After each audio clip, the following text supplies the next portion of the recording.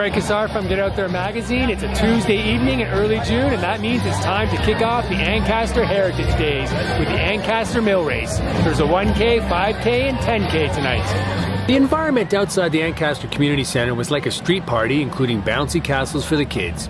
And same-day registration and kit pickup were conveniently just inside the arena. Race director Gord Pauls dedicated this race to Ancaster's Tim Bosma, whose tragic death recently shocked our community. Each runner was given a blue ribbon to wear in honor of Tim, and donations were collected for the Bosma family. The kids' 1K race was first at 6:30, and the crowds took over the soccer fields adjacent to the community center. After a brief coordinated warm-up, the kids were off in a sprint in two different waves.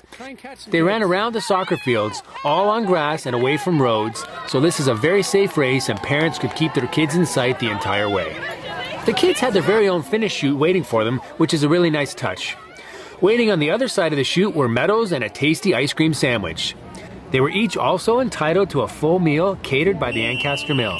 The 10K was next at 7 p.m. and we had more than 200 runners in this race, and it started a couple hundred meters west of the community center on Jerseyville Road.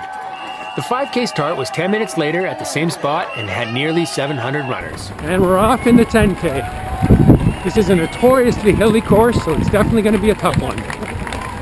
Tough might be an understatement, particularly if you are not prepared for the hills. The 10K route is made up of the entire 5K course, plus a 2.5 kilometer out and back along the rolling hills of Jerseyville Road.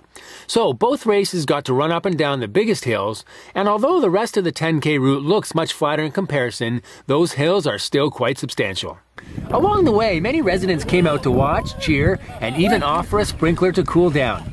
This gentleman had a little fun at one of the sprinkler stations. The finish was back at the community center, and a long corral to the finish line led us through an enthusiastic crowd of spectators.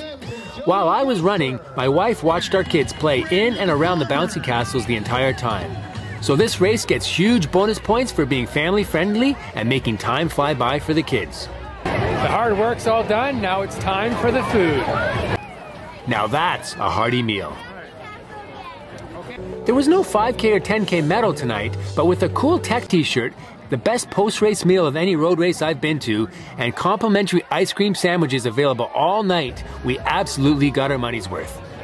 So if you haven't been to the Ancaster Mill Race before, I definitely recommend you check it out. I'm Craig from Get Out There magazine, and I hope to see you out there sometime soon.